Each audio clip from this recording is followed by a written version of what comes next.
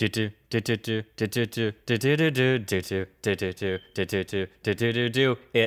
time for that want to be film class. I said want to be, which is inaccurate, but I'm sticking with it. Here we go. Hi, guys. Hi, Ben. Hello, Ben. Oh, God.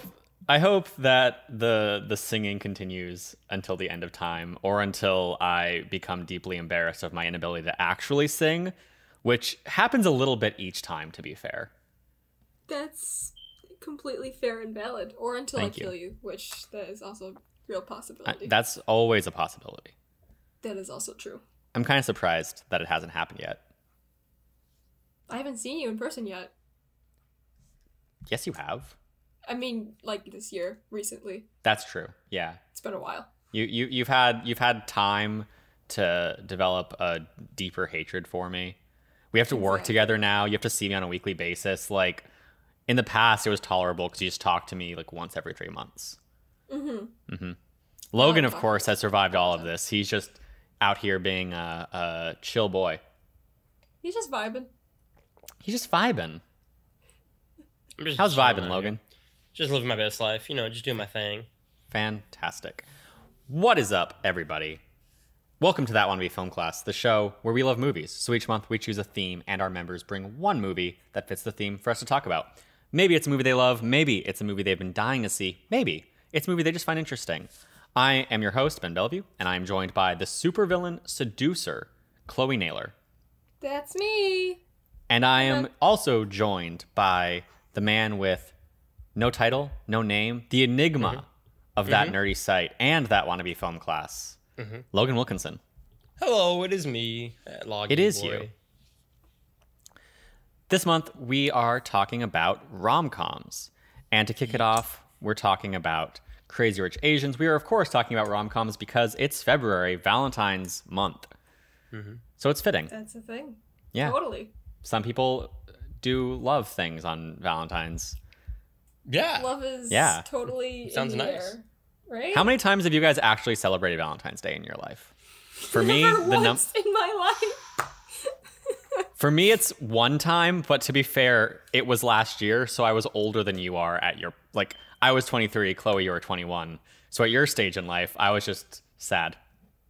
Cool. And I'm Every time. currently at that stage, so thank you. We're not counting elementary school celebrations. No. Christmas, given okay. Then think we can then do once that. this year will be twice. Congratulations. Second time. Me too. Look at us.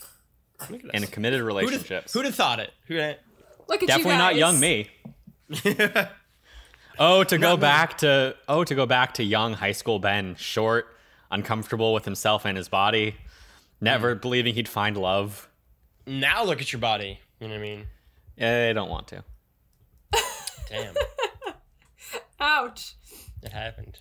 So guys, we're talking about Crazy Rich Asians. It's Chloe's pick for rom-com Yeah, it month. is. Chloe, why'd you pick Crazy Rich Asians? What does this movie mean to you? Because it's a little bit. Because when you take the rich part out, it's just my family. Crazy Asians, exactly that. Nice. Yes. That's great. You have all the problems Just of the take movie the and none rich of the part money out. to kind of make it nice. Exactly. None of the money problems, which just make everything so much better. Every other family issue. But it's great. Great movie. Watched It is. one time and wanted to cry. It's great. What was our impressions of this movie going into it, guys? So how many times have we seen it? What did we think of it before rewatching it? Chloe, as the movie chooser, you can kick it off. Cool. I've seen it once before, and I really liked it. So I was excited to come back to it. Especially for the wedding part. I'll get into that later, but I love that part so much. It's a really good part. Really good. It's real good. Yeah, I mean, for me, my expectations going into the movie were initially pretty low. Okay. And then it was hearing the Joey Noels, the Trevor Starkeys, just the internet at large kind of gush about this movie that eventually I was like, all right, cool, yeah, I'm excited to see it. And I ended up watching it on the flight to PAX East last year, actually. Maybe it was PAX West 2018. I'm trying to think when I piece it together. Just too many Paxes. Yeah. There are too many Paxes. And watching it there on the flight there and like absolutely falling in love with the movie. It's super cute. It's super beautiful. It's got all the emotions. It's way funnier than it has like any right to be. It's so funny. It's really, really funny. And yeah, I just absolutely fell in love with it in a way I did not expect. Mm-hmm. I definitely didn't go into the movie having low expectations, but I went into it with it's a very glossy Hollywood rom-com design. Mm-hmm. So I was like, okay, this could be like really fun, or it could be like, kind of mediocre, trashy. Who knows? Who can say? And this movie, I've seen it. I think this is my 4th time watching it. I own it, so I have. Nice. I own it twice technically. I bought it digitally, and then I saw it was on sale for $4 during Black Friday on Blu-ray, and I was like, yes. Nice. So Valid. I love this movie the more I watch it. So I think the last time I watched it before we went into this one was a month or 2 ago.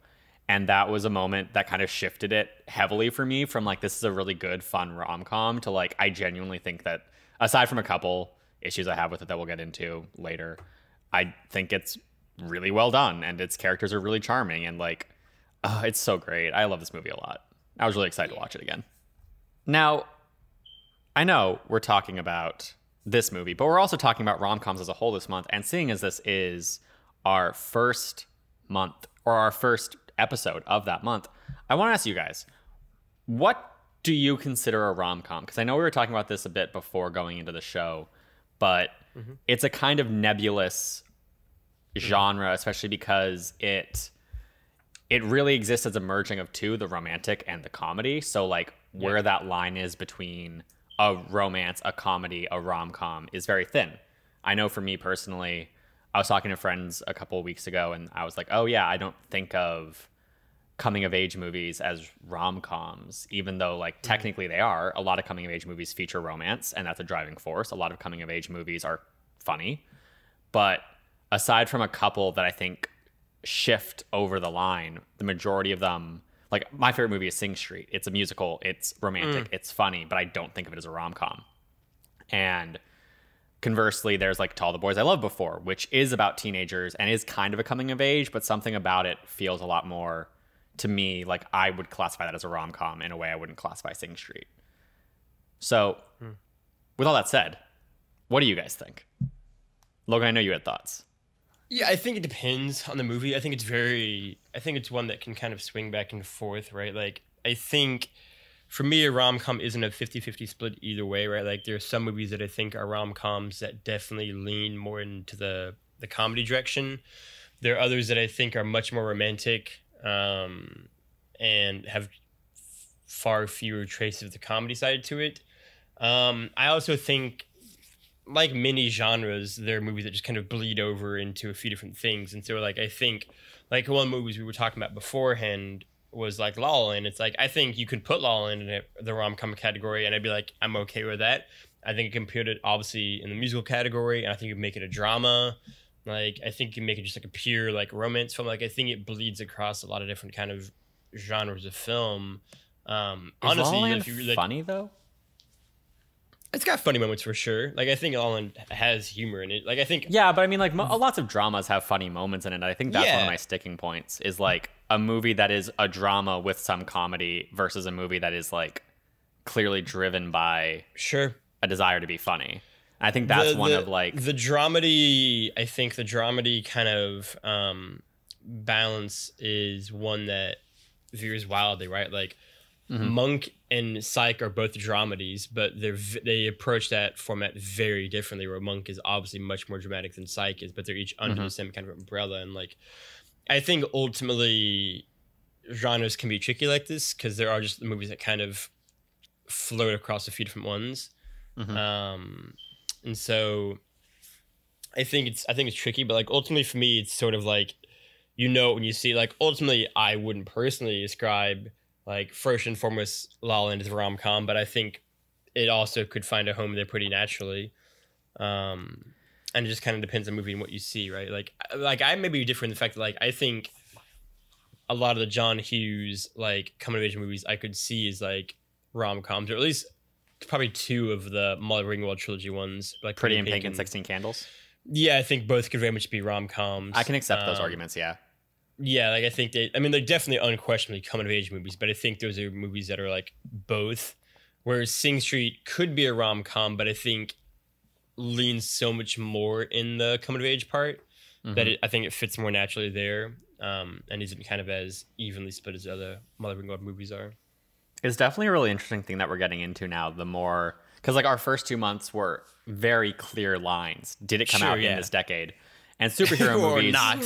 Yeah, and superhero movies are a bit more vague because there's like some debate of, oh, is this a superhero movie? Is this not? I know that like if you go into Wikipedia, there's a list of superhero movies that aren't DC and Marvel movies, and they have things like Inspector Gadget, and I'm like, Ooh. Yeah, like they have weird ones listed under that. Even so, like that, Spawn, it would have been a fun one if somebody had picked that. Like, would that be a superhero movie or not? Interesting.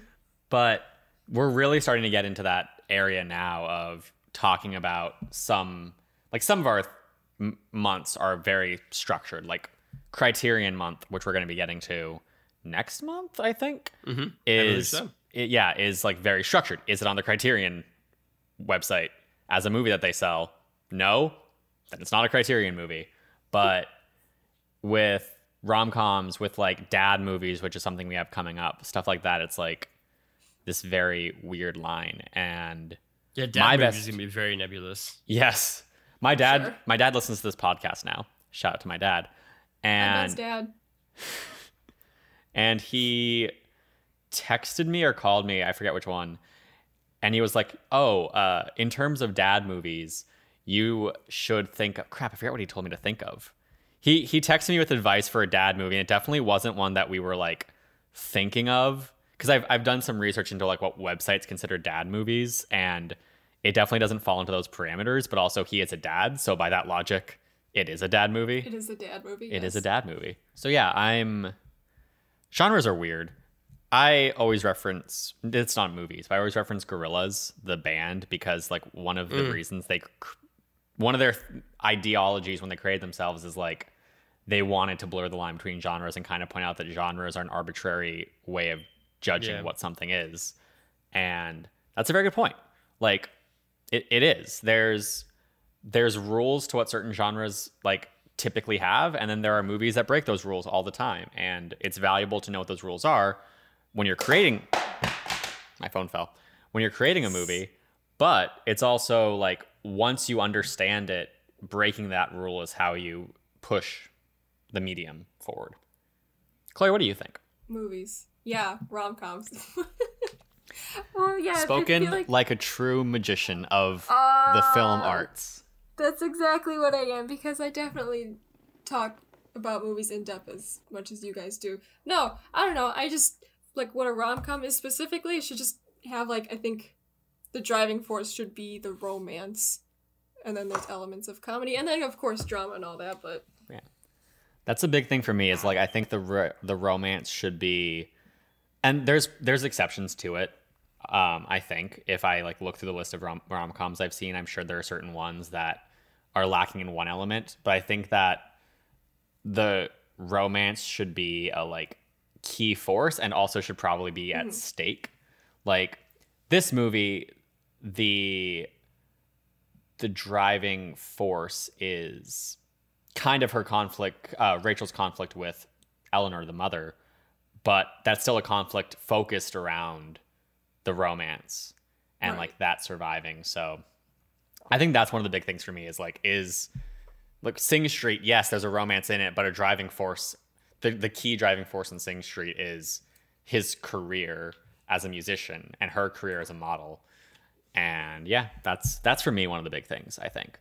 But it is a nebulous genre, as Logan has said. For sure. What do we think of the rom-com genre? Like overall, how do we feel about the rom-com genre? Apparently, I haven't seen that many. Oh yeah, we were talking about that. Which ones have you seen? I'm forgetting. Of that list you gave me, there were like 20, and I saw like 3. Nice. Ooh, what's this list? Yeah. It's Ava's Letterboxd list. Let me pull it up for you. Please do. For me, at least, I love rom-coms. like, or certainly I like them. I enjoy them. I love a good rom-com. I love a good emotional, heartfelt story.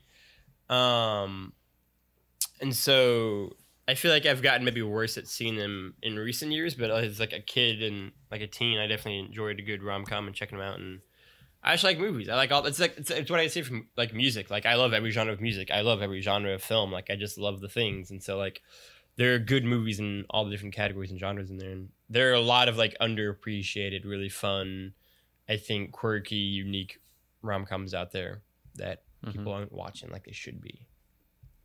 I agree. I had a tweet about this recently because there was like that what is your like most controversial film opinion thing going around, and my opinion was that rom-coms are generally dismissed because they value more feminine traits, even though they're really good ways of exploring like social dynamics and characters and stuff like that. And like we're going to talk about Crazy Rich Asians, obviously, and I think that's a really good example of using a structure that is relatively understood to explore new things, and to like when you have a structure that just works, it works. You don't need to really put a ton of thought into like, oh, how am I going to make the plot itself work? Then you're able to do more with the characters and with the comedy and with the world around you and really flesh those out.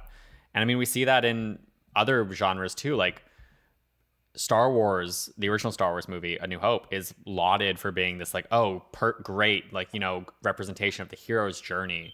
Oh my gosh, and she's got so many movies. She's seen a lot of rom-coms. Ava loves rom-coms. Wait, is this a ranked list? Yes. Forgetting Sarah Marshall's her least favorite rom-com? She doesn't like it. Oh, Ben. So there are 53 movies on this list, and I have seen 6. That bums me out. Fantastic. Yes.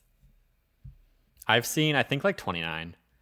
I've seen The Decoy Bride, About Time, Across the Universe, The Proposal. Proposal, also written by one of the writers of Crazy Rich Asians. Oh. I've seen 10 Things I Hate About You, Princess Bride, Music and Lyrics. Music and Lyrics directed by, or written by, one of the people behind Music and Lyrics also is the father of one of my favorite bands.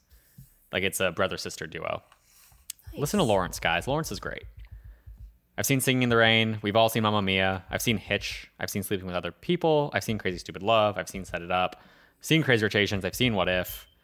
I've seen 27 Dresses, What a Girl Wants, The Big Sick, Last Christmas. Wow, I've seen a lot of these. My Big Fat Greek Wedding, No Strings Attached, Scott Pilgrim, Waitress, Ruby Sparks, Midnight in Paris, Grease, Warm Bodies, To All the Boys I Loved Before, Clueless. She's Out of My I've League. seen 23 out of these 53 movies. Yeah, there's a lot of movies here. Ava really likes rom-coms. A lot. She's got a bad ranking of them, but yeah, I agree. I've never heard of her number one before in my entire fucking life. Decoy Bride is... She listens to this podcast, so she's going to be mad at me for saying this. Not a good movie. However... It's got David Tennant in it. It does have David Tennant. And I love him. Is he the main character? Yeah, well, I mean, like, kind of. It's really more... it's really more Kelly MacDonald, who is the main character. Fun fact, Kelly MacDonald, the voice of Merida in Brave. And he's like the love interest kind of thing. It's a whole thing. Heard that. I mean, when it's David Tennant, how can he not be the love interest? Yeah. Exactly. Yeah. Great. I think rom-coms are really great, and I think they do really interesting things. And also, we think of rom-coms as like, especially in the early 2000s, and I think that mentality is still kind of there. We think of rom-coms as this kind of like trashy for girls thing, and we look down on it. But even movies that are like trashy for guys things tend to be looked upon better, like the Fast and Furious franchise. And shout out to that trailer, by the way. Oh god, it's so much. Anyways, I cut you off when you were saying Transformers. Please continue. Of course. Transformers and like these big action movies that aren't necessarily always good. I mean, some of Fast and Furious is great. Fast 5 is a fantastic movie.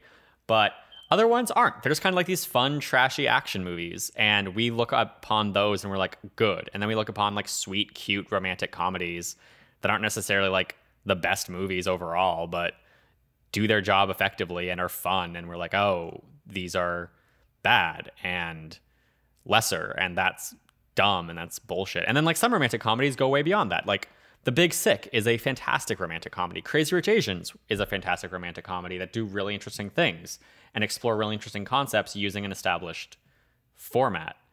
And in conclusion, Hollywood, sexism, it exists. Yep. Yeah. And also, like, rom-coms used to be award-winning movies. Like, The Apartment is won Best Picture, and that is a rom-com. That movie is a full-on rom-com. Billy Wilder is one of the best screenwriters of all time, and he wrote multiple rom-coms.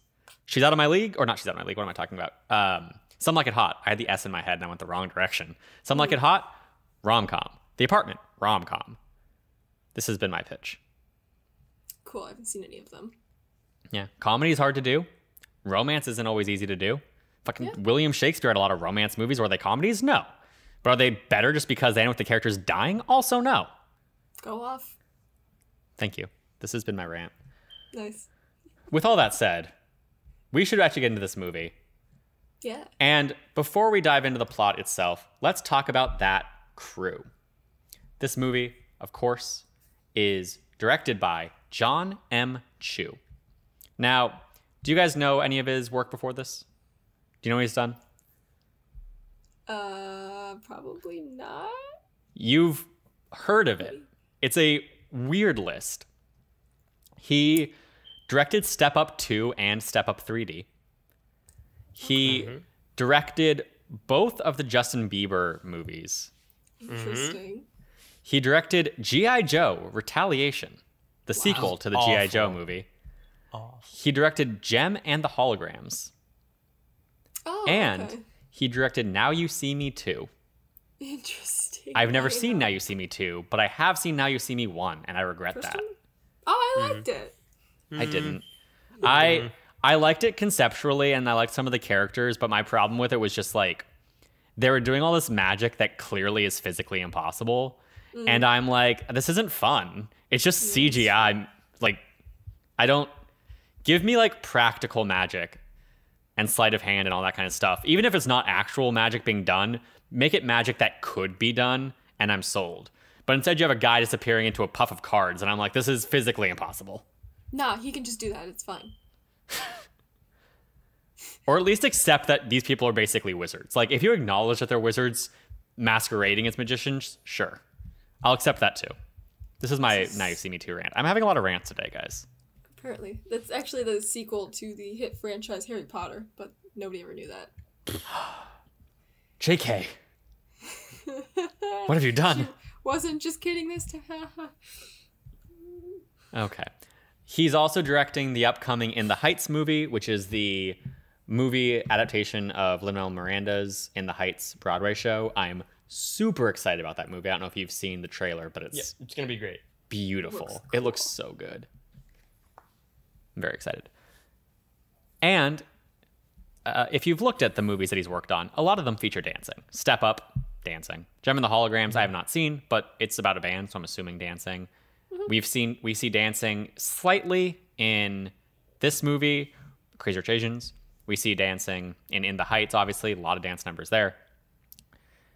He has a fondness for dancing to the point that he is in a dance crew called AC/DC, the Adam Chu dance company or dance crew. Love it. Yeah, it's fantastic. He seems like a adorable man. Like I'm sorry, that might be. He seems like a fun guy. He seems just like a cool dude. Yeah. Anyway, this movie is written by Peter Chiarelli, who is best known for writing The Proposal, as I mentioned, and Now You See Me 2. It is also written by Adele Lim. She worked as a TV writer and an assistant since like the late 90s. She has a writing credit that I'm confused by. Looking at IMDb, she is credited as the writer for 20 episodes of Digimon Digital Monsters. Holy shit. Wow. Now, Digimon Digital Monsters, obviously, is a Japanese show first. So I don't know if like she was the translator and that's how it's being credited. I'm unclear. Interesting. Maybe she could speak Japanese. Yeah, but like it's also at a point in her career where she was still a writer's assistant primarily. So for her to have written all of the Digimon show as like the creator, as presumably if she would have actually written 20 episodes of it, at that point in her career wouldn't make sense. So I have to assume she was like the translator or something. It was unclear. I couldn't find exact details. Maybe it's just like a misattributed. You know what I mean? But yeah. She's also writing Raya and the Last Dragon, which is the new Disney movie coming out this year that focuses on East Asian culture? South Asian culture. One of them. I think it's East. I know that it focuses on the culture that the Philippines are a part of, and Ava's very excited about that. Nice. Mm-hmm. We also have this based on a book. The book is by Kevin Kwan. Fun fact, you might notice John M. Chu, his last name, same last name that the protagonist of this movie has. In the book, he's referenced as a distant cousin of Rachel's. This is long before he was attached to the movie. It was just a fun fact. That's a cool. serendipitous moment. It's a pretty fun fact. Yeah. The cast is huge and stacked, and I'm not going to bother going into all of them because that would take forever. But notably, we have Constance Wu as Rachel Chu. Up until this point, I would say Constance Wu is probably most known for her work on Fresh Off the Boat. Obviously, now she's done Hustlers as well, which was fantastic. We have Henry Golding for Nick Young. We have Michelle Yeoh for Eleanor Sung Young. I probably butchered a name there. One of them. I don't know which one. We have Gemma Chan for Astrid. We have Awkwafina for Go Peiklin. I'm so sorry. And Ken Jeong of Community fame as Peiklin's dad. I'm going to stop talking now. Okay. Yep. I'm so sorry to all of our audience who has to hear me doing this. I swear I know how to pronounce some names. Anyway. Anyways. I'm doing something. Chloe, with all this Yes. said, what happens in this movie? Oh, what Paint us a doesn't word happen in picture. this movie? Oh my god. So, it was a dark and stormy night in the disgusting city of London, and surprise, there are racist British people there, denying the young family of their reservation at the hotel, and instead telling them to go check Chinatown because they're that racist. They're so cartoonishly racist. It's horrible. It's just terrible. Well, Karma's a bitch because it's revealed the family's good friends with the owner, and now they own the hotel. Haha, checkmate, suck on that, racist. That's still such a good scene. Like, it's so good. I love it so much. I feel so vindicated watching it. I remember my first time watching the movie, and that scene happened, and then it rolled into the titles, and I was just like, oh, I'm gonna like this. I don't know how much I'm gonna like this, but I already know I'm gonna like this. Nice. Also, shout out to little kid Nick just being a kind of a shithead. Walks into the hotel, just gets his mud everywhere. Mm-hmm. Not even accidentally. He's just like purposely running around in circles, getting the mud everywhere. Mm-hmm. It's fine. Kids be like that. This reminds me, by the way, I forgot to mention this before. You may recall that on most episodes, I talk about the story structure of our movie. Mm-hmm. Mm-hmm, mm-hmm. We're not doing that this episode. Crazy. Right. I want to do something different. I might want to do it for all of the rom-coms. We'll see. I haven't thought it all through. Instead of talking about how the story goes, I want to talk about how the characters are introduced. Because this movie does a very good job of introducing a lot of characters and making us understand who they are, or at least who we're supposed to think they are, very fast. So I'm mentioning in this scene, obviously, because it's the introduction of the first character, Eleanor. Mm-hmm. And we immediately, like, what do we know about her going into just this, coming out of this scene? Like, what do we understand about her? If you'll allow me to quiz you on it. I'm not acting like I know more. I'm sorry. That she is not a pushover, won't let other people tell her what to do, all that, headstrong. Mm-hmm. Proud. Yeah, we know. Woman, you know. We know she's super. Doesn't take people's shit. Mm-hmm. We know she's a mother, which like it's kind of an easy thing to like not think about that. But this scene very easily could have had everything happen without the kids involved, and it would have still conveyed that strength. But this also conveys she's a mom. True. We also, of course, learn that she's rich as fuck, and learn that she and her husband have a seemingly very strong relationship because she's able to call him and get him to do this immediately. Mm-hmm. Which is like, that's a lot of details to learn about someone in one scene. Especially like, it's very effective. This movie's very good at making you understand your characters immediately. And like, that's a hard thing to do. So shout out to this movie for that. Shout out to this movie. I will keep interrupting you to talk about how each character is introduced. Each significant character is introduced. Absolutely. Fair warning. So, speaking of which, flash forward to present day New York City, and we meet Rachel, our protagonist, and who is an economics professor, whose class seems really fun since they all get to play poker. It's great. Rachel goes out to eat with her boyfriend Nick, who invites her to go with him to his best friend's wedding. Like, oh, that's fun. Love to see that. And right here we get two character introductions. We sure do. So, starting with Rachel, like in the classroom scene, what do you guys feel like we know about her coming out of that? She's fun. She is fun.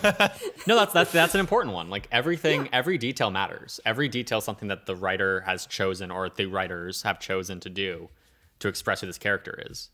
So like we know she's fun. We know she's smart and she's tough. I was gonna say, yeah, smart. Mm-hmm. Yeah. But we also know that like, because they introduce it with her playing poker and us not knowing this is a classroom setting. So it's giving us this idea of like, oh, she's tough. She's kind of edgy. She's like not a stuffy person. But it then reveals that she's also an educator. So it's like, yeah, she's not someone who goes and plays poker. She's not someone who's like used to actually gambling. She's someone who does it in the academic setting where there is no actual risk, which I think is also an important thing to understand about her, because one of her arcs in this movie is that she has to like actually start playing to lose or with a risk of losing. Playing smart. Mm-hmm. And then Nick, obviously, also. This is going to be very character heavy in the beginning, and then like you're free to do everything later, Chloe. Which makes sense because, you know, characters coming. You get it. Uh-huh. So, yeah. So Nick, his introduction is so silly. Because, like, I'm going to count the end of the poker scene and the next scene. But, like, we learn 3 things about him. We learn he's hot. Mm-hmm. We learn that he is clearly in love with Rachel. Mm-hmm. With that, like, scene of him just, like, smiling at her as the class lets out. And we learn that he's very famous among certain circles. Yes. And these are all key things to know about each character going into the rest of the movie. So again, shout out to this movie. Shout out to this movie. You can continue. So, going off of the famous thing, we see some of his fans in that same, like, cafe, and they spot him, snap little pictures, they're walking by, and that shit spreads like wildfire through Asian social media and makes its way all the way to Nick's mother, which is but we'll, you know, get into that later. There's some really cool visuals with that really sequence cool. I like too. Little motion graphics, like, oh shit, you know, how they find out who Rachel is and how it gets back to his mom and her Bible study and see all of her friends getting their little dings on their phones. It's like, oh shit. I like how a lot more movies are kind of using like non-traditional formats to express storytelling. Like some movies will cut away to iPhone images or something, and we just accept it, and I dig that. Yeah. It's cool shit. So, Rachel and Nick are on their way to Singapore, and she starts like noticing little things that like, what's up with this family too? Do they have money? Because they've got curbside service at the airport and first class. She's like, we can't afford this. So she like asks him about it, and he's like, yeah, my family's comfortable. And she's like, yeah, like, that's the rich person way of saying you're rich, so okay. So he tells her about the rest of his family, including his cousin Astrid, who is a sweetheart. Dope. She's great. We see how she like hides her wealth and things from her husband, so he doesn't feel bad about himself because she's just that good of a person. And that's such a good introduction of like both of their characters, because obviously we get the initial introduction with her buying the things as Nick is explaining it. But I really want to like focus on how she's introduced in relation to her husband, because like that is kind of the driving force of her character arc. And like we're able to learn that she cares about kids. We learned that from like how she interacts with the girl with the bunny, but also with her son. We learned that she's very much likes to buy things because the people at her house are very accustomed to what's happening right now. We learned that her husband comes from a different economic class, and that there's also that he's very hot. Everyone in this movie's gorgeous. Oh my god, I know. Like, Jesus Christ. But we learned that there's that kind of like playful banter or presented as playful banter of like, oh, I come from less, and like, but it does put that in our mind of like he views himself as lower. And like it's an important thing that this movie didn't just establish, oh, here's her husband, they're in a relationship. It's like, no, within the first scene, you're going to understand the key conflict that is going to be what pushes them apart as the movie goes on. Mm-hmm. Continue. Of course. I always feel weird interrupting. I'm sorry. No, it's fine. I'm used to it. I expect it. I'll just continue. Anyways, so Nick and Rachel land in Singapore, and they're greeted by Nick's best friend Colin, who is the person getting married, and his fiance, and the group goes out sightseeing, and they get all this food, which, yes, love that. I hadn't had lunch when I watched it, because I was watching it today, and I just desperately want to be at that food market as a whole, because it looks amazing, but when... There's a couple scenes in this movie that are just food porn, and it was excruciating. It was real bad, because everything looks so good. So the next day, Rachel goes to visit her old friend Peak Lynn, Aquafina, shout out. So good. So great. Whose family is also rich, just not from old money like Nick's family, as she explains. Then, like, and we learn, I'm going to say like 4 key things, I guess, about Paquelin. Do you guys have any thoughts on what those are? Okay, I'll just say it. So, we learn that she's like very confident. You know, she comes out in her like outfit with her big personality. That's an important feature of who she is. We learn that she's easily excitable. We learn that she is also quite rich. And we learn that she also studied with Rachel in America. So we have like her personality, her economic status, which is an important factor for this movie, and her relationship to our protagonist, all within essentially like 30 seconds to a minute. Yeah. Basically, like, yeah, within the moment she walks out of that house, you have almost all of that immediately established. And also a key thing to look for as my screenwriting teachers have told me, and as I have often been bad at doing, a key thing to look for in movies is like the first sentence of every character says in any movie or TV show or anything should really drive home like who they are. And she's a great example of that, where she just like comes out full energy, full excitement. Yes. Great. I love her so much. She's fantastic. Me too. So, she is a great friend, helps Rachel find a better outfit for the party that night. She drives her off, and as Rachel meets Nick's family, and also, of course, she's invited into the party, and she keeps, like, a cocktail dress in her trunk, because she's not an animal, of course. An icon. Icon, truly. Now I'm going to start keeping a cocktail dress in my trunk, just in case. I actually did leave my suit in my car for a while, just because, like, I'd kept forgetting to bring it out. And it was kind of convenient. Like, I see her reasoning. It's nice to just be like, oh, yeah, like, I have a change of clothes if I need it. Yeah, just in case. Yeah, exactly. Around here. Oh my gosh. Also, can we just talk about how good the moment when her family finds out that the Nick she's dating is Nick Young is? Because that's peak cinema. Her family reminds me so much of mine. It's really funny. Oh, that's terrifying. Oh yeah, 100%, but it's great. Oh my gosh. So, speaking of Nick and his family, Rachel meets all of them, and it becomes clear that they kind of look down on her because she's a commoner. She's not as rich as they are, so they're not too happy. And she's from America, and that's like also an issue for them. Right. Like Nick's like, hey mom, I am dating another Chinese woman. She's a professor, and she's like Chinese American, and like, you're like, okay, there's a dynamic there. Perfect. And now of course this is just party week because the next day is the bachelor and bachelorette parties. Bachelorette party is just like a nice shopping spree and a spa day and all that, while the fucking bachelor party is on a freight ship in international waters with pools, strippers, and like explosions and fireworks and all that shit. Are all bachelor parties like that? I mean, my god. No. Damn. Well, I'm gonna pretend that they are because that seems way more fun. Okay, you do that. I will. I look forward to you being disappointed at your first bachelorette party.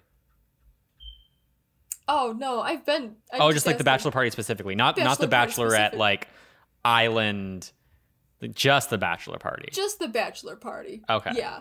No, I've been to bachelorette parties. There's of course strippers, but like I want explosions and shit in international waters, you know? That's fair. Anyways. Bachelorette party does get pretty intense too when Nick's ex is there, talks to Rachel, trying to get in her head, and all of these girls got a fish and call Rachel a gold-digging bitch with its blood in her room. Holy shit, dude. Oh my god. Thank God Astrid is there. Exactly. That is my next line. Bless Astrid. Fortunately, Astrid is there. Thank God. God bless her. Holy shit. So they're too comforting, confiding in each other, and they're burying the fish outside while the rest of the girls are inside partying. And Astrid kind of like tells Rachel, like, hey, my husband's having an affair, so I'm having a good time too, you know? Also, this is like, I know I'm not doing story structure in this episode, but this is a very good midpoint. Like, so much of this movie shifts in this midpoint between her seeing like how vindictive people as a whole are towards her and Nick revealing that he wants to marry her in the bro love water scene, which also it's a good thing they're 5 feet apart. Making it clear. Funny joke. Yeah, I know internet memes, but it's genuinely a very good midpoint, and I feel like so much of this movie shifts in that second, and I enjoy it. I enjoy that change. Yeah, I didn't word that as well as I could have, but whatever. No, but you know what you mean. Yeah, exactly. So Rachel and Nick meet back up, and she's of course like upset with how the girls treated her, but she's more upset that Nick just didn't kind of tell her who her family was or warn her of any kind. And he felt, oh, it didn't matter, but it kind of does, dude. It kind of does matter, you know. If your family is that rich and that influential, you should maybe tell your girlfriend. Yeah, especially like her, you know, on the way. Yeah, like.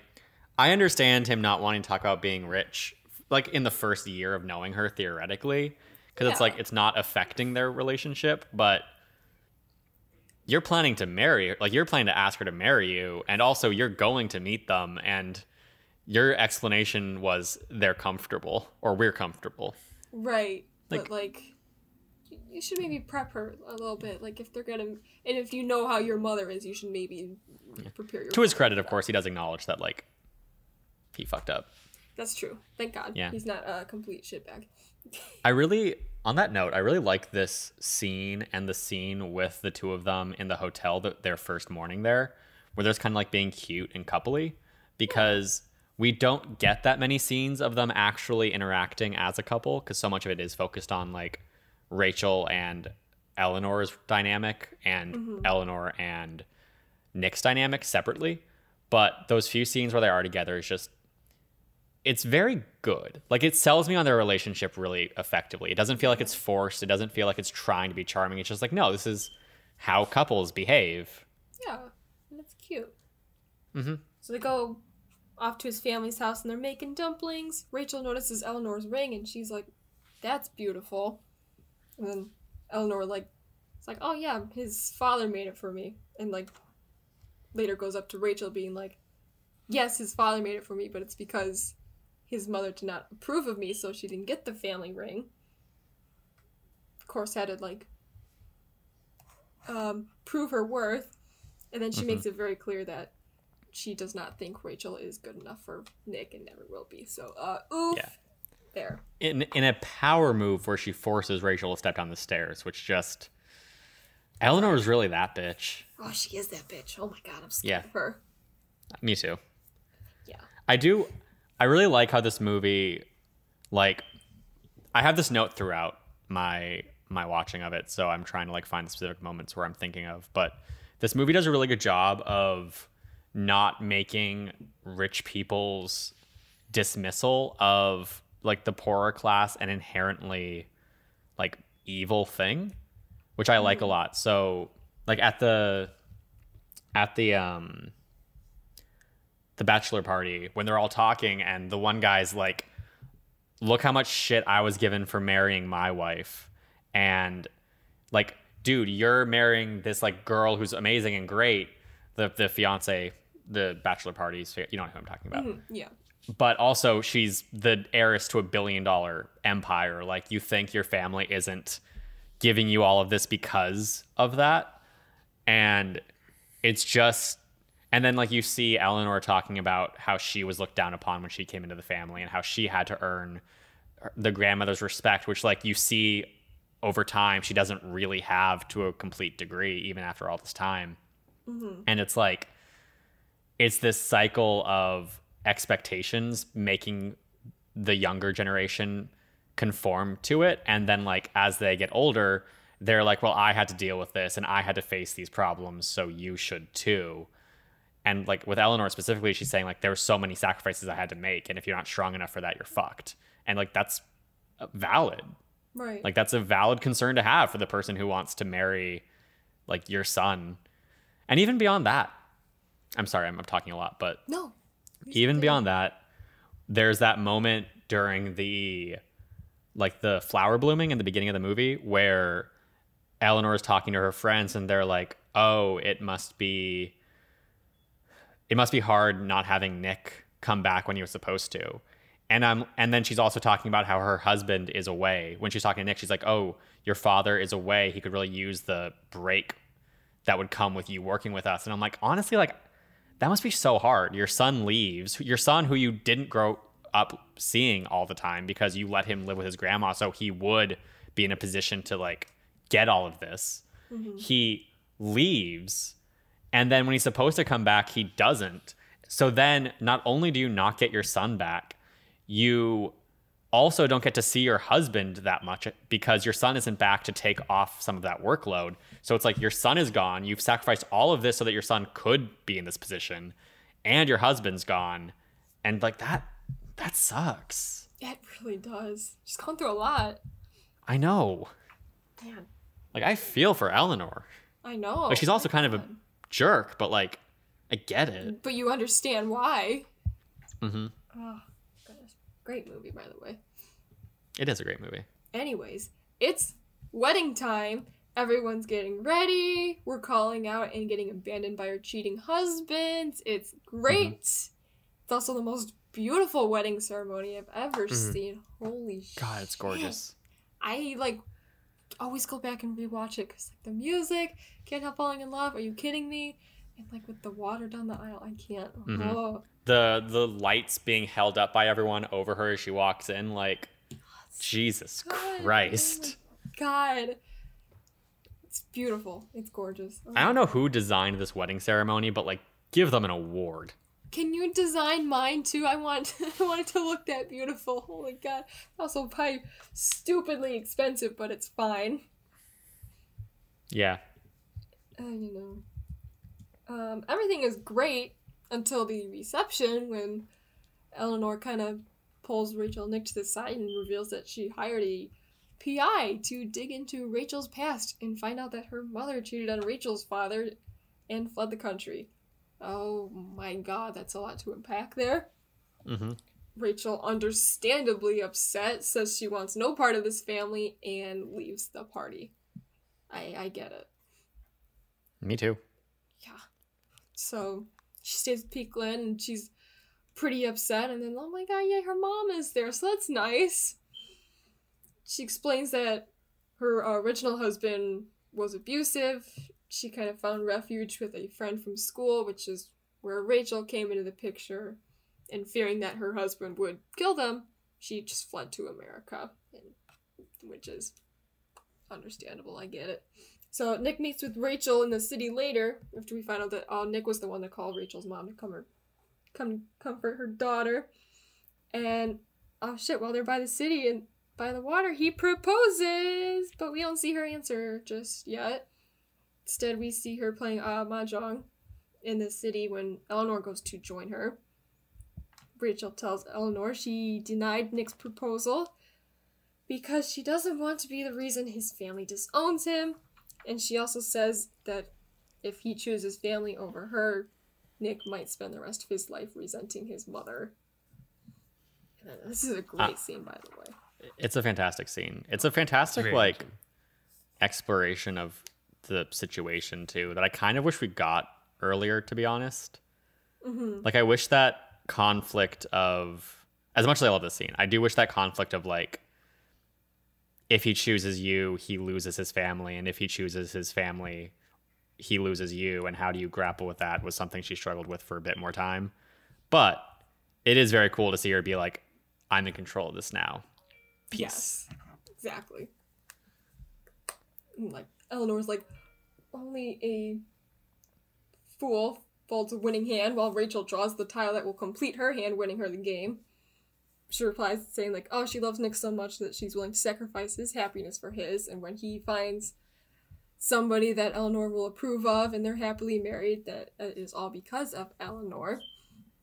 Or not Eleanor, Rachel, by the way. She throws the tile, Eleanor picks it up, wins the game, but then Rachel shows her hand, letting her know that, oh shit, she threw the game so she could win. Okay, nice. Well, Eleanor goes to talk to Nick. Rachel and her mom go back on the plane to New York, and then, oh shit, Nick is here. And he's like, this is such a, rom-com cliche. Homie It's shows such a up at the rom-com airport, but, that's fine. I'm a sucker for it. Because he's like, hey, don't leave. And he's like trying to propose again. And this time it's with Eleanor's ring. Like, oh shit, she gave her blessing. She says yes. Everyone cheers, literally.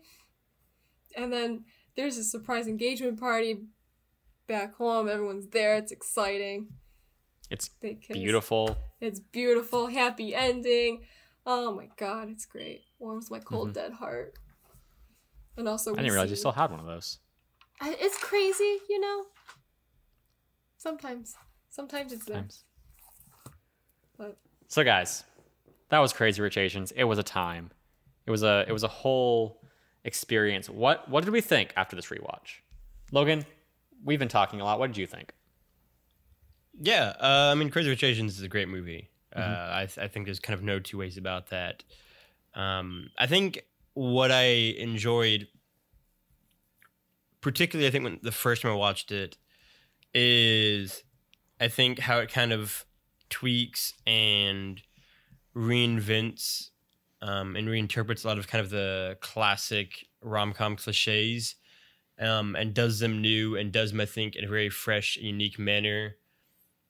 And I just think that, and this maybe sounds like, I don't know, obvious for a rom-com, but there's just so much heart to Crazy Rich Asians, but in a way that never feels like overwrought, in a way that never feels kind of the typical rom-com cliche, that just feels genuine and that feels actually kind of heartfelt.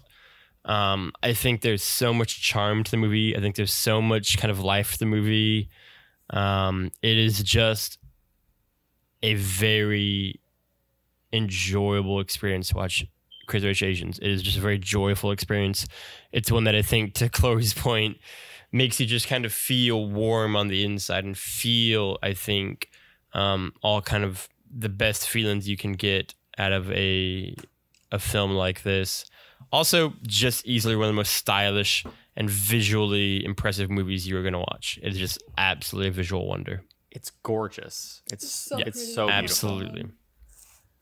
Yeah, Chloe, what do you think? What was your takeaway? Still such a good movie. It's stylized. It's funny. It's heartwarming. It's really good. I'm a big fan of it. Yeah, I mean, like, I agree. I think I'm not like I don't think it's a perfect movie. Very few are, but I think it is a fantastic exploration of all the things that I believe rom-coms are great at. It's a great exploration of character. It's a great exploration of a culture. It's a great comedy, and by trimming back a lot of its plot to the more like traditional rom-com things, we're able to get so much more of that comedy and that structure, or that comedy and that society and that character development, because we don't need to be like explained what's going on plot-wise. And it's so driven by character. It's such a character-driven movie. I really like this movie, guys, a lot. It's really good. Really good. So, with that said, what are our 3 favorite scenes? We will kick it off with the selector of the movie, of course. Chloe, what is one of your favorite scenes? Number 1, the wedding. I've said it multiple times, but oh my god, I'm in love with that scene so much. With the lights and the water running down the reflective aisle, and oh my god, the way the groom is crying when he sees his bride, and like Nick and Rachel seeing and mouthing "I love you" to each other. It's really nice, you know. That was on my list too. I think seeing the groom kind of like break down looking at his bride. I know it's something you see in a lot of movies, especially rom-coms, but the music and the visuals and just his performance sell it in a way that I think is not as common in these scenes. And it's just emotional. It's so emotional. It's so emotional. Makes me believe in love again. It's great. Logan, what about you? Yeah, I mean, the wedding scene is definitely going to be in my top 3. And I think in a lot of ways for me, I love the wedding scene for the looks between Nick and Rachel, right? Like there's kind of like the way that you can tell just how much they love each other, how much they're kind of truly in love with one another. I think it's kind of the smallest, like, I mean, obviously completely unspoken, just like I think the way they use your eyes, the way they use your kind of facial expressions. It is I think a brilliant piece of acting, honestly, in terms of just like non-dialogue performance by both of their characters.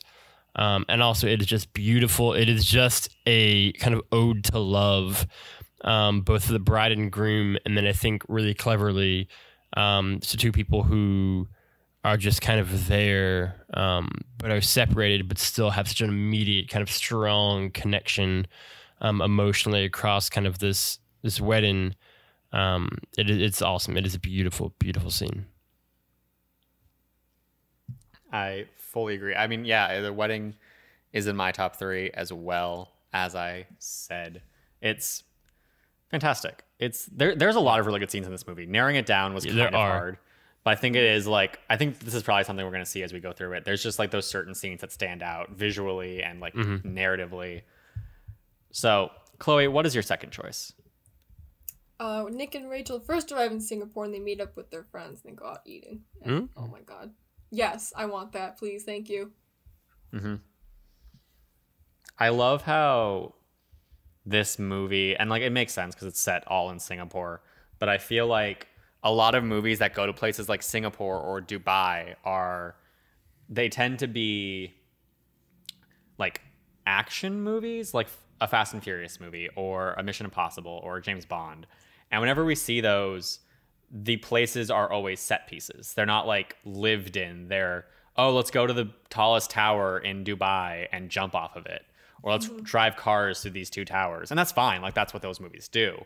But it's really cool to see a movie that is not looking at Singapore as a place to do cool stunts. It's looking at Singapore as this like beautiful place with a beautiful city doing beautiful things, and I love it.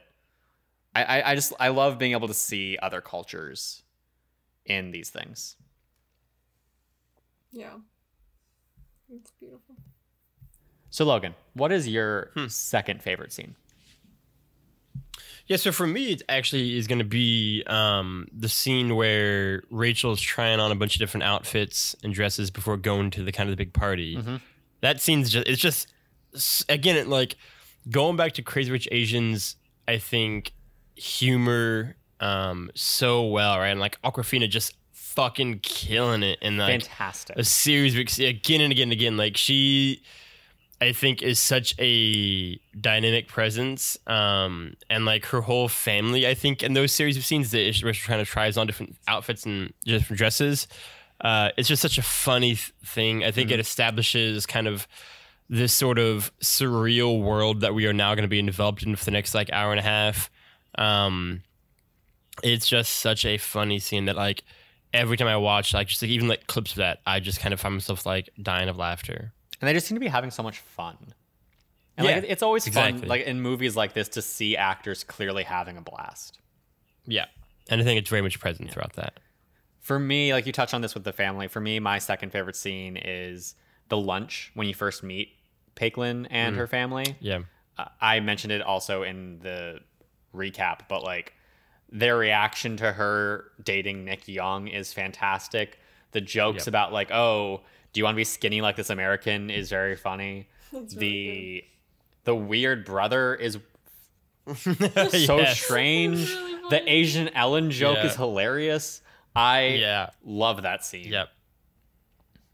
It is probably like the first scene in the movie where this movie like fully hits me with how funny it's capable of being, and I'm like, oh, we're in for a ride. Ah, yes, humor. Ah, yes, humor. My reaction every time Chloe says something. Oh, thank you. I didn't say it was That's good good. humor. Thank you. I said it's an attempt. I said thank you. Okay. Chloe, what is your third favorite scene? It's when Rachel and Peaklin get to the party and she has the cocktail dress in her trunk because that has inspired me to be a new person and keep dresses in my trunk. Fair. Yeah. Yeah. I'm gonna start doing that now, but Is it specifically the cocktail dresses? Is it like her going up the stairs taking selfies? Is it her reaction to hearing that Nick has invited her in and she keeps resisting, and then she's like, fuck yeah, I'll come in? all of the above. All of she's it? just such Okay. a fun person. Mm-hmm. I love that. I wanna to be her so friend. her. Exactly. Yes. That's great. Logan, rounding out for your list, what is your third favorite scene? It's got to be the final, I think, conversation between Rachel and Nick's mother. Like it's just, I think, kind of, and with Rachel's mom there as well. Like I think that, which is kind of the final big emotional payoff in a movie that I think is also really clever because it does a lot of big kind of emotional climaxes. That's kind of the final one, and it's done in such an understated way, I think, that packs such a punch. And I think Crazy Rich Asians is really clever too because it has kind of a non-traditional rom-com climax in a lot of ways. Like it is just like them having a conversation to where like after that scene, like Rachel and Nick getting together on the plane is kind of a foregone conclusion. It isn't like, it's not the usual kind of, will he get there in time and thing. It's more of like, I've had my kind of emotional cathartic moment here now. It's just, yeah, it's powerful, it's beautiful, it's quiet, it's understated, it's kind of all the big check boxes that I kind of look for in a scene like that, and it absolutely nailed it, I think. Yeah, I think like it was my third scene as well. I think that it is unique for a rom-com that like the rom-com has been building to this wedding, but in many rom-coms when it's building to a wedding, the wedding is the end of the movie, or you don't see the wedding. Like either the couple breaks up before the wedding happens, So you can save a wedding for the end of the movie, or you get the initial wedding at the end of the movie, or you have 4 weddings and a funeral, which is an entirely different story. But it's interesting that they get to that wedding. It's beautiful. It's stunning. It feels like a conclusion. And then all this stuff comes after it. And like going back to this scene, it's such a contrast from the wedding, where the wedding is this like beautiful, ornate, opulent thing, the world that we've been in all this time. But the mahjong scene is the antithesis of that. It's like, it's small, it's crowded, it's a bunch of presumably not wealthy people. It's very much Rachel's playing field. And it's not this like big, grand, elaborate thing. It's just 2 people sitting across from each other playing a game. It's also a good callback to the game theory. Like, they literally end it with a game. That's brilliant writing. Yeah. Also, I don't understand mahjong. I really want to learn it so I can understand like what she did in this scene. She owned it. That's what she did. She did own it. Yeah. Now, I feel like I can kind of predict the answers to this question. But of course, who is our favorite non-protagonist character? Chloe, once again, kicking it off with you. Awkwafina. Of course. Of course. I strive to Paislin, be her. fantastic. She's so much fun. 100%. Yeah, she was going to be my choice as well. And I was like, whoever goes first is probably going to choose her. So Yeah. I won't. But I agree. Like, she's fantastic. Awkwafina is just a brilliant actress who I love in pretty much everything I've ever seen her in. Her in this, her in The Farewell. Those are the 2. But great in both of them. For sure. Logan, what about you? Yeah, I'm not gonna be a coward and back down. It's Awkwafina for me as well. She's just, I mean, like, this is in a lot of ways her like huge, big kind of breakout, I think, performance, and it's entirely worthy. She is funny, she's sympathetic, she's caring. I think her kind of humor gets a lot of the buzz, but I think her kind of more serious moments in this movie absolutely land as well. And I think kind of lay the seeds for what she's gonna end up doing in The Farewell, where she kind of delivers a powerhouse performance there. Awkwafina is fantastic in this role. Yeah, she absolutely is kind of my pick. Yeah, I mentioned it already, but I just want a friend like that, you know? She is 100%. fun, but she's also like caring and serious and clearly smart. And I love her. I will be a coward. I will choose someone else. But I think, but also this movie is so packed with fantastic characters. Like, honestly, I could speak highly of so many of them, and in like other movies, I think they would easily be my standout. It's just this movie does such a good job with so many of its characters. Astrid is amazing. Astrid's husband is a great character despite being a shithead. Many of the cousins who are obnoxious people are still like great characters. Oliver, the helpful cousin who's like kind of poor and a fashion icon, is amazing. I love him. Yeah. But and the fiance and the couple getting married, I love both of them. And I like the kind of nuance of like the woman in the couple whose name I forget. She isn't a bad person. She likes Rachel and she like treats Rachel well, but she also is this kind of like heiress of a billionaire, and she has these kind of shitty friends, and she has known them for so long, and she's like so in this bubble that she doesn't pay attention to the things they do, and she forgives them for the things they do. And yet we still see that she is supportive of Rachel at the end of the movie. But my choice is Eleanor, which I feel like is also like one of the easier choices. I think great choice, yeah. Yeah, I mentioned it already. I think that she is a deeply complex character. I think that she really carries so much of the weight of the ideas of cultural differences going on in this film, with, you know, the fact that she also didn't come from a place where she was accepted, and the fact that she did make all these sacrifices, and she has had to grapple with like the society that she's in and the wealth of the family she's in. It's very interesting. I think it's a really intelligent move on this movie's part to make the parent figure not the one who comes from that family, because they easily could have been like, oh, here's the mom and the dad is disapproving and the dad comes from old money, but she doesn't. She married into it the same way that Rachel would, and I think that's a much more interesting dynamic that they have. For sure. She's great. She is. Also, just like it's Michelle Yeoh, like, I mean, yeah. amazing. Mm-hmm. Yeah. Now, going off of like our like general questions that we ask frequently, I have some movie specific questions for you guys. Okay. How do we feel, and we've talked about this a lot, so like we can probably keep our answers fairly short, but how do we feel that this movie like uses the romantic comedy genre specifically? I know, Logan, you were saying that you feel like it does a really good job of like twisting the expectations of the genre. Do you have any like other thoughts on that? Yeah, I mean, I think Crazy Rich Asians to me is kind of I think it kind of reinvents our expectations of, for starters, the kind of dramatic heft of a rom-com, right? Because I think, which is, again, opens up the earlier conversation of what a rom-com is. I think it kind of allows that it can be a more dramatic movie as well, right? Like, I think part of the cleverness of Crazy Rich Asians is that, like, it is very much I think, traditional rom-com for maybe the first, like, certainly the first act, maybe leading much of the second act, or certainly the first half of the movie. Mm-hmm. But increasingly becomes more and more and more of a dramatic movie as it goes on.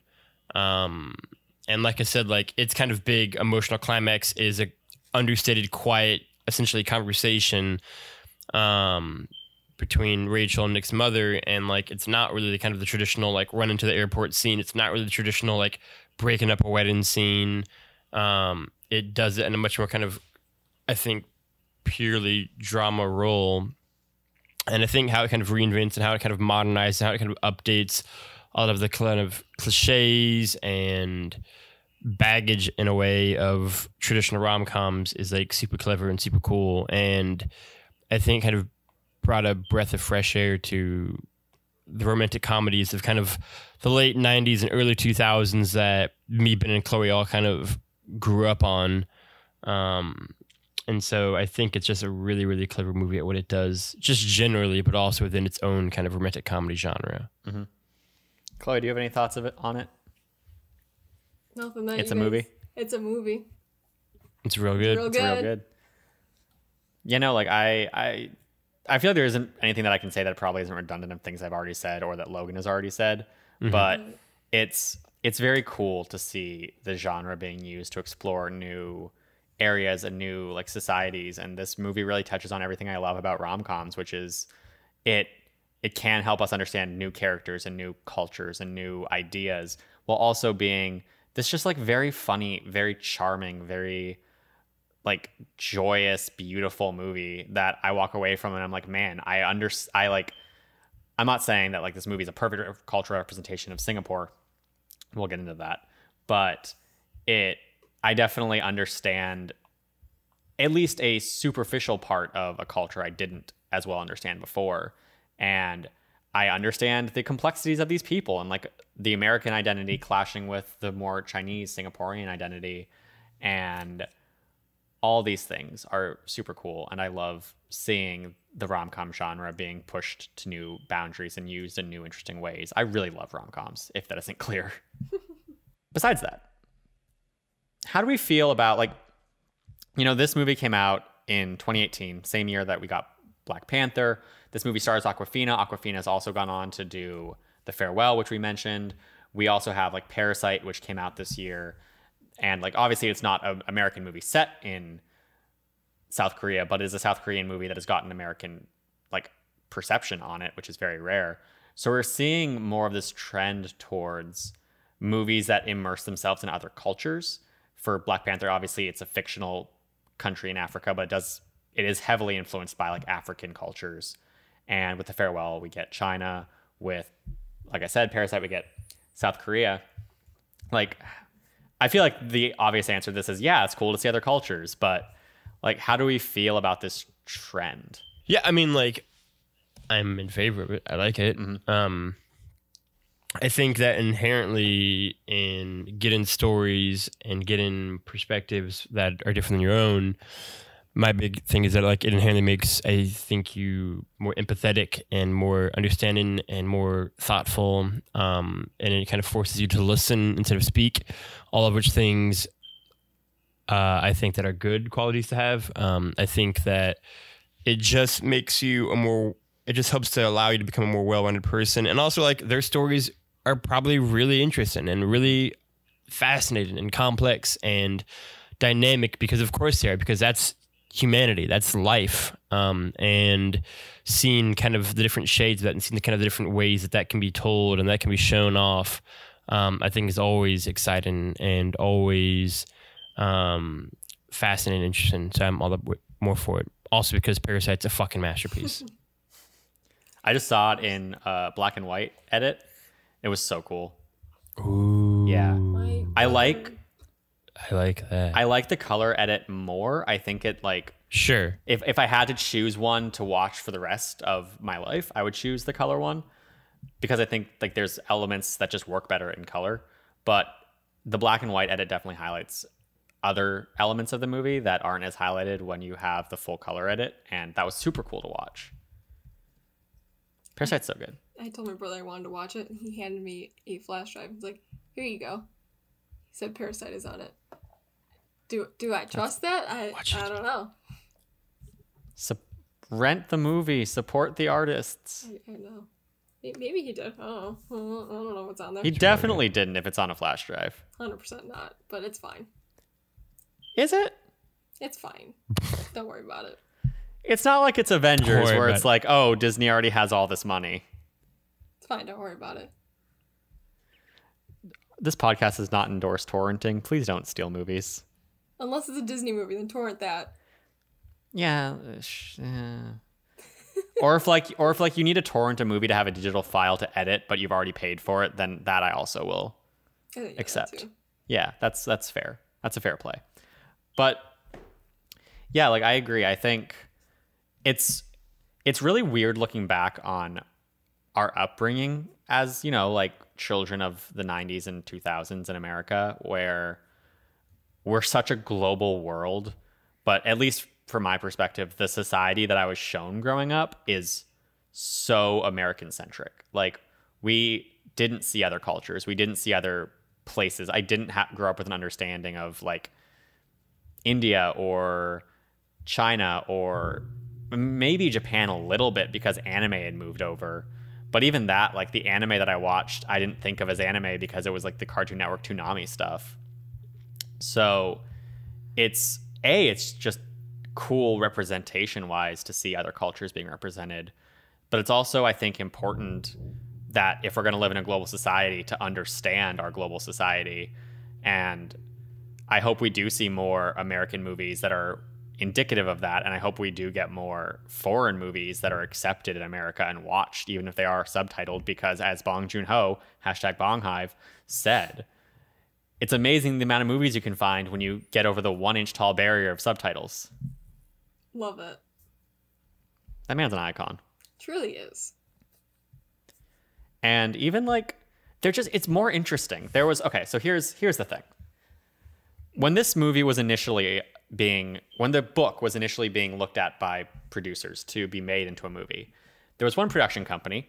The author has not named who they are, but there was a production company that came to the author and was like, hey, we want to buy the rights to your book. We want to adapt it, but we're thinking we make the protagonist white. And he's like, first of all, no. But he also, like, in an interview, he went on and talked about it a bit further, and he was like, it's weird because Hollywood, the executives act like they have to do this, but I went to middle America suburbs, like a predominantly white area, and talked to people who read this book and mentioned that had happened when I was just like, he was doing book tours. And they were like, no, like, why does Hollywood think that we want this movie with white people in it? Like, that's not what the story is. That's not how it works. And it's weird that, and it's not just weird, it's also problematic, but it's a problem that we act like, in Hollywood acts like movies like this aren't marketable, because they are. The Farewell did very well. Parasite is doing fairly well for a movie of its kind. Crazy Rich Asians did very well. Black Panther did absurdly well. Oh, yeah. And the fact that there's still this impression that like movies predominated with non-white actors don't work, or movies with like female-led superheroes don't work. Well, Wonder Woman and Captain Marvel proved that wrong. And yet that mentality still lingers. And it's only starting to fade away. And that's dumb. This has been my third rant, if not my fourth, of the podcast. Thank you for tuning in. Oh, Hollywood is stupid. Absolutely, they are. America is stupid. It's dumb and it's white. You're right. Yep. Would you guys want to be this rich? Yes. I don't know if I would. You know how happy I would be, how happy I could make my family and my friends. That'd be fantastic. But like, would you be happy? Because Nick almost gave all of this up to have like the love he wanted. Do you want the expectations and limitations that come with this? Yes. What about you, Logan? I don't need to be this rich. I mean, like, I'd like to be obviously well off, but like, this seems extravagant. Yeah. I think there's just it's that thing like the grass is always greener kind of thing, but there are so many complications that arise, and more importantly, like as we've seen from virtually like every drama involving a well-off father and their children ever, it can lead to complications when the new generation gets older. Shout out to like every Shakespeare play ever, or like The Godfather. Also shout out to like Parasite, Knives Out. Yeah, this is my thing. Like basically, so it's like, I don't know. I think it can lead to a lot of problems. Like I think just being well off is more than enough, right? Like I'll settle for like Aquafina's family level wealth. I think that's all I really need. Mm-hmm. You just want that ornate white and gold house. Mm-hmm. You want to model your life after Trump. I don't. Whoa. I'm just saying their house was modeled after Trump. Whoa. Oh boy. Whoa. I'm just out here trying to be like Aquafina, man. I don't need no heat on my life. That's fair. Right? That's fair. So. Okay. So. Anyways. Are we doing nailed it now? Because I'm ready for it. No, we have a couple things to get through before that. Do we have any other thoughts, first of all, about this movie? How dare you? How dare you, Logan? You come into this podcast and you think you know the order of operations. God. Oh, God. I'm trying to think of a funny joke, but I can't. So you know what? We're just moving on. All right. All right. There's a swing and a miss, but we'll get back to it. Yep. Do you have any other thoughts about the movie before we move on?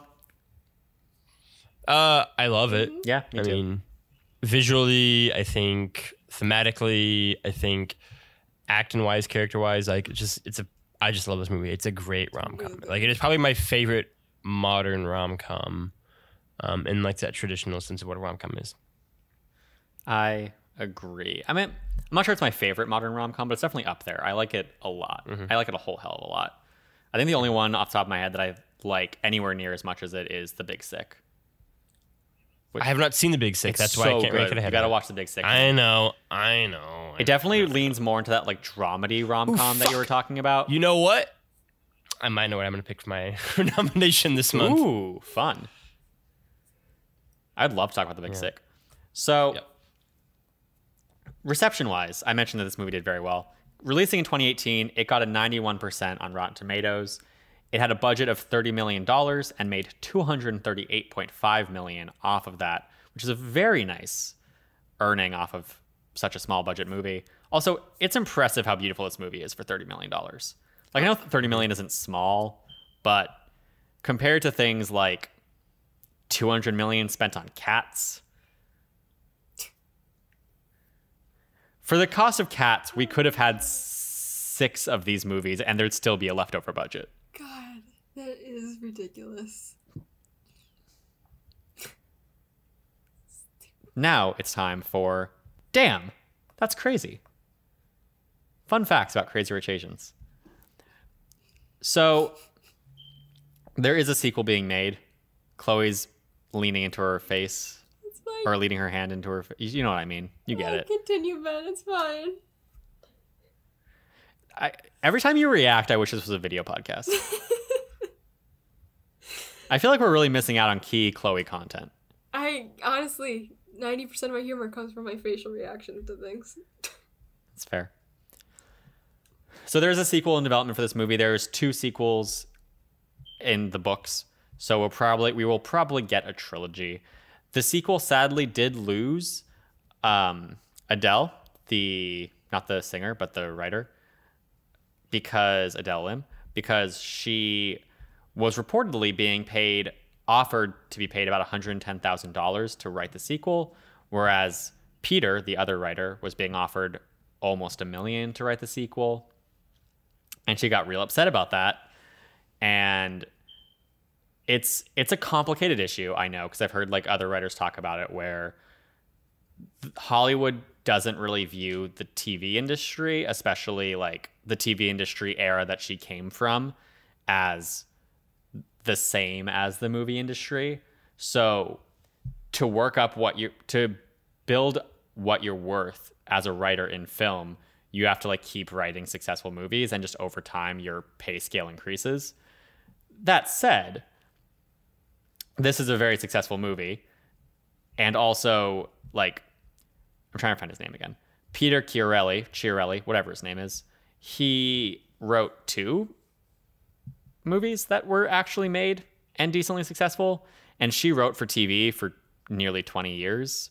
I guess maybe more like 15 when this movie came out. But still, like, I would argue that her track record in the industry is just as impressive as his is. And also, when you're making a movie that's about Asian characters in Asia, and I realize that the director is Asian too, and it's based on books from an Asian author, but still, when you're making a movie about Asian characters and about a female main character, maybe having like an Asian woman is worth the extra cost in comparison to the white man. Maybe, you know? Yeah, a little bit. So she won't be on the sequel, which is sad. I don't know if they're planning to bring on a new writer to replace her, or if it's just going to be like John Chu is more involved in the scripting itself. We'll see. But I am excited to see the sequel, because I think that, yeah. Do you think that she's going to like find her dad in the sequel? That seems like it's a thing. It seems like it has to be, right? Just, yeah. Yeah. What do you think her dad is going to be like? Do we have theories? An asshole? Yeah, absolutely. But like, I feel like he's also gonna be like a rich asshole somehow. He got rich somehow. Why do you think he'll be an asshole though? I mean, I the feel mom like left it's- because he was. Yeah. No, that's not the dad. Oh, you're Her right. husband was an asshole. Her dad was like the friend from school. Right. Is he not actually dead though? Right. No, he's not dead. Because the mom said like she thought about contacting him but didn't want to disrupt his life and didn't want the husband to find them. You're right. Yeah. I misremembered things. You right. You right. When you right, you right. I definitely didn't remember that, but I was thinking about it when it came up, and I was like, okay, wait, I'm trying to pay attention. Is he alive? So Gotcha. I'd be interested. I agree with Logan. I feel like he's probably going to end up being rich. Yeah. Somehow he became rich. It's like he made a lot of money. Money. Watch him be richer than the Youngs. Ooh. Making That's a fun one. interesting Right? problem. Yeah. Mm-hmm.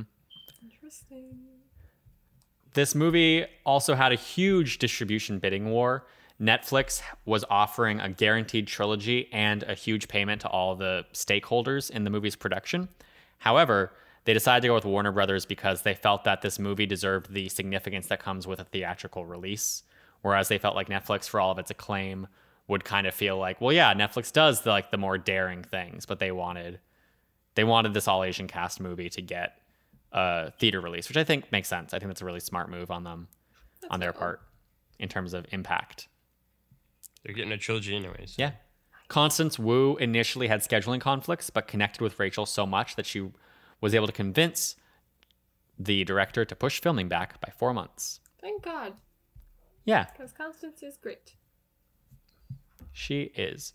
John Chu also cited Wizard of Oz, Cinderella, and In the Mood for Love as inspirations for the looks in this movie. And you can totally see it, like with Rachel's dress at the wedding being very Cinderella-esque. You're right. Mm-hmm. There was some controversy for this movie. There's two big points of controversy. One was the casting of Henry Golding and Mizuno, who plays the fiance, the woman fiance, because Mizuno is of half Japanese, half Caucasian descent. And there was controversy there because, like, you know, these are supposed to be Chinese characters. She's Japanese. And then also Henry Golding, because he is of Malaysian descent, but he is also half white. And there was some controversy where people were saying, like, hey, he's not. There was a lot of back and forth of, like, I can't speak to it. I am a white man. But just looking at the back and forth, there was a lot of back and forth of, like, some people saying, hey, we don't feel like he's, like, really Chinese. But other people being like, hey, that's offensive to say that he's, like, not really Chinese because not he's Chinese half enough. Yeah, like, exactly. And like, oh, Barack Obama is treated as the black. This is what I was going to say, yeah. Yeah, and Barack Obama is treated as, like, oh, he's the black president just because he looks fairly black, even though he is half white and his whiteness is erased. And it's unfair to go the other way, too, and be like, hey, Henry Golding is having his Malaysian heritage erased because he's half white. So that was a big point of contention. Henry Golding said he was fairly hurt by it initially, but over time became a bit more open to, like, the conversation happening, even though he didn't specify, like, his feelings on where that conversation should go. But it is, like, there's a lot of problems in how people of biracial descent are treated, especially, I'm like, Chloe, you're like a fourth Asian, yeah. which a bit different, but, like, do you have feelings on that? Nothing super strong. I'm sure my dad could probably talk more about that since he looks way more Asian than I do. Or even, like, my younger siblings who you could totally tell they're Asian, but I look incredibly white. I look just like my mother. But, you know, it sucks. It's the thing that we have to deal with. Yeah. You know. So that's that. The other big sticking point was that some people felt there was a lack of full Singapore representation. Singapore is a very diverse place, which has, like, people of Indian descent and other Asian descents. And this movie is very Chinese, Asian focused. A counter argument to that was that the elite in Singapore do tend to be Chinese, and it is accurate to show that they kind of insulate themselves from the other cultures that exist to a problematic degree. There is I'm making a marker so I can cut this out because I'm thinking for a second. There is one of the big notes, though, was the scene with the security guards when they're getting to the house. A lot of people complained that, like, that's the only representation of, like, non-Chinese culture, the Sikhs, and they are kind of portrayed as these, like, terrifying jungle soldiers, which is valid. On one hand, the fact that they are the only representation of Sikh culture there is problematic. On the other hand, I have definitely had security guards treat me that way. Just, like, in life. True. Where they're like, they don't speak to me. They just kind of wave at me awkwardly. And I'm like, what? Can you say words? I'm confused. I'm afraid. Yeah. Yeah. It happened at my college, like, a month ago when I was visiting Ava. What? Yeah. The entrance was blocked off during the Democratic National debate because it was there. And I was like, but I need to park on campus. And they're just like, leave. And I'm like, dude. Then I went to the other entrance and I was like, hey, I need to get in. They're like, oh, no, you have to use the other entrance. And I'm like, I was just there and they wouldn't speak to me. Wow. Nice. So in conclusion, security guards suck. True. I'm sorry to any security guard audience. This is a generalization, and I apologize. Anyway, now, Logan, you mentioned this earlier. It is, in fact, time for Nailed It with Chloe Naylor. Chloe, hello. Review Eleanor's sexiness. She's very sexy and it scares me. Absolutely correct. For sure. Yes. She is a force you don't want to mess with. And I'm afraid to look her in the eyes because she scares me. But do you want her to step on you? Absolutely. That's fair. I get it. Nick's dad is a lucky man. Oh, yeah. He's alive, right? Nick's dad? Yeah, he's alive. He's So just, that's like, probably, off doing like, work stuff. Thing that will probably come back. He'll for sure be in the sequel. I would There's no way we don't see have Nick's to dad. assume. They can't just keep... That'd be really funny if they make 3 movies and they're just like, yeah, he's on a work trip. He just works every time. It's just a running gag. Like, oh, yeah, he's on a work trip. Now, for executive action, guys, what is one or two things you'd want to change about this movie if you were an executive who was able to look at the script before it was produced and be like, here's something that should be changed? Or look at the edit and be like, here's something that should be changed. Chloe, as the chooser of the movie, we'll kick it off with you. I think that they should have shown just a little bit more of Nick and Rachel's relationship outside. Like, I thought about that too. yeah. Yeah, that's what I'm also going to Build pick. up just like a little bit maybe before they go to Singapore. Or like show more of them together while they're there. Because we only get a couple cute moments and they're nice, but I wish we had more of that to show like why do we care so much about their relationship and what's at stake and all that. Yeah, I agree. I thought about doing it before they go to Singapore, but I feel like the pacing of the first act kind of needed to flow the way it flowed without everything they were setting up. That's true. But I definitely think that like in the second act, we should have seen more of them being like cute and together and doing stuff. Maybe like even one more like really fleshed out scene, or like maybe he goes to visit the family, like Paiklin's family, and there's just like a nice scene of them all together and him bonding with Rachel and her friend more. What about you, Logan? Yeah, I mean, that's definitely what I was going to pick is I was okay even with like not necessarily getting a ton of them together pre going to Singapore, but once we're in Singapore, there are just so few scenes of the two of them actually together, which in its own way is kind of, I think, again, going back to how Crazy Rich Asians is kind of spins and twists kind of the usual cliches of a rom-com in its head. There are actually very few scenes of the two main protagonists together when you actually think about it. Like, it's not a traditional rom-com in that sense. Like, they're just not together for that often. It's very Sleepless in Seattle-esque. And I think that getting to see more of that, getting to see more of them just together and enjoying each other's company and having a good time together would have gone a long way, right? Like, I think the few moments we do, the few quiet moments we do, even again like the wedding, really land and really work. But I'd have loved to have gotten more of the relationship fleshed out, and hopefully we'll see more of that in the sequel. I agree.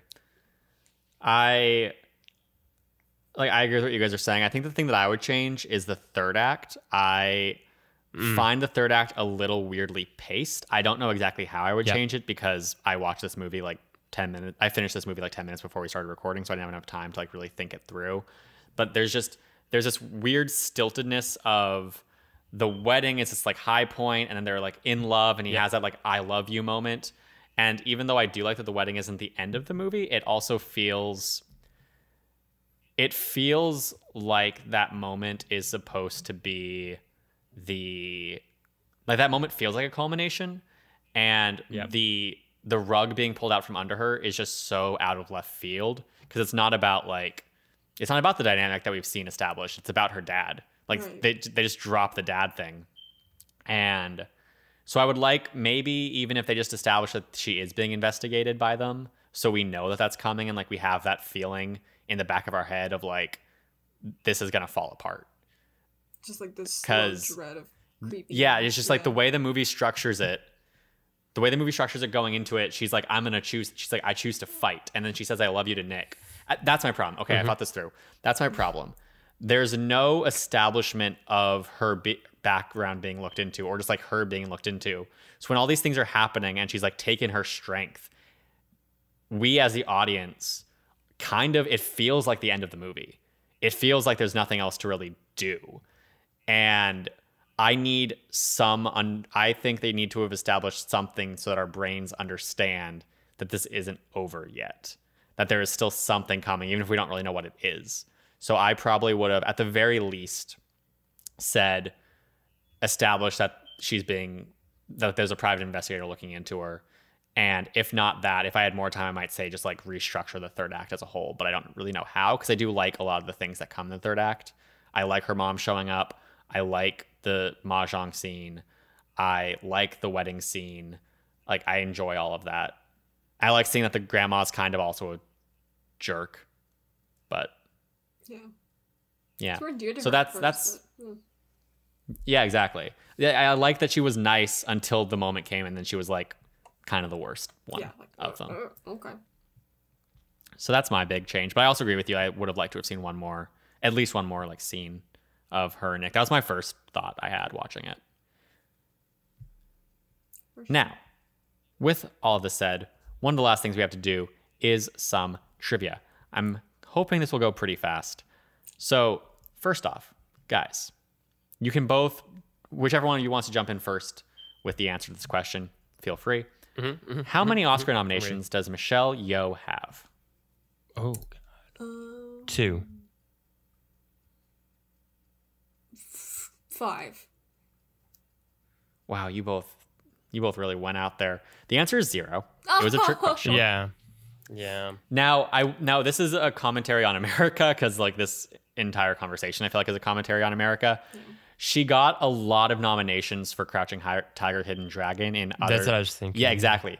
The BAFTAs, the British Academy of Film and Television Awards, nominated her for that movie. A lot of other award shows nominated her for that movie. However, she was not nominated for an Academy Award because, as Bong Joon-ho said, the Oscars are a very local thing. Yeah. America sure loves itself. No kidding. Oof. Yep. But Logan, you were closest with 2, so you get the point for that one. Yeet. Next up, how many movies was Henry Golding in before Crazy Rich Asians? 3. Oh God, I'm trying to... Chloe's head is in her hand again. What have I seen him in? I'm gonna guess 2 because 3 was my answer, but I'll say 2. Okay. Chloe, you made the right move guessing 2. The answer was in fact 1. Nice. Henry Golding was only in one movie. It came out long before Crazy Rich Asians. It is a Malaysian movie called, I don't want to pronounce it actually, I'm going to get it wrong. But it's a Malaysian rom-com. He did not have a major role. After that movie, he went on to do work as a travel host in Britain, I believe. And Crazy Rich Asians was his first like real role after a long time away from acting. He knew that he always wanted to get into acting eventually, but that wasn't his career. That's not what he did. And the only reason he really got the role was because a friend or an assistant or someone connected to John Chu was like, hey, there's this guy. Like they were struggling to find an actor to play Nick properly. And they're like, hey, there's this guy who I met in Britain. And like the moment I met him, because this person had read the book, I felt like he was the character of Nick. And John Chu met him and was like, yes. And that's how he got the role. And now he's an actor. Now he does cool things. Nice. Now he's in A Simple Favor. Now he's in Last Christmas. He should be the next James Bond. I will stake my claim on that. I was going to say Ben wants him to be. I would watch James Bond then. Right? He'd be so good. He'd be great. He'd be so good. There's a moment in Last Christmas where he kind of acts like James Bond for a second as like a joke. And A, it's adorable. But B, yes. Nice. Yes. Nice. So it's 1-1 right now. Final question. Following the 1960s era of rom-coms with movies like The Apartment, there was a decline in the genre. There is one movie that is considered the revitalizer of the rom-com genre. It came around the 80s, 90s era. I will not give you the specific time period because that'll make it too easy. What movie do you believe was the revitalizer of the rom-com? Whoever jumps in first gets first guess, and then you have to wait until the next person tries. I'm trying to... Oh, Pretty Woman? No. Chloe, do you have a guess? Oh my God. It's a pretty good guess, I'd be honest with you. Pretty Woman is a pretty good guess. Like I hadn't thought of it, but honestly, understandable. I'm like mentally going through the list that Ava made in my head. I'm like, okay, what came out the in the revitalizer. 80s and 90s? I have a... Do you want to concede? Do you want to just guess one? Princess Bride. I don't know. Princess Bride did come around that era, but even though Princess Bride is a rom-com, it was not viewed as a rom-com. Yeah. So no. Was it Moonstruck? It is not Moonstruck. In the 80s or 90s? Is Tom Hanks in the movie? Tom Hanks is not in the movie. I believe Tom Hanks is in 80? a movie the same writer wrote. I can't say that with certainty, but I think so. Late 80s, early 90s. Revitalized of the rom-com. And it's not Moonstruck or Pretty Woman. Nope. An Officer and a Gentleman. Nope. I'm enjoying this. This is fun. I'm sure you are. Chloe, you got any guesses?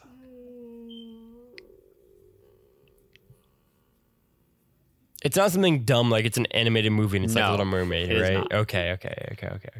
That's a good question, though. That was smart. Yeah. That was a smart thing to ask. Big brain plays. Yeah, some like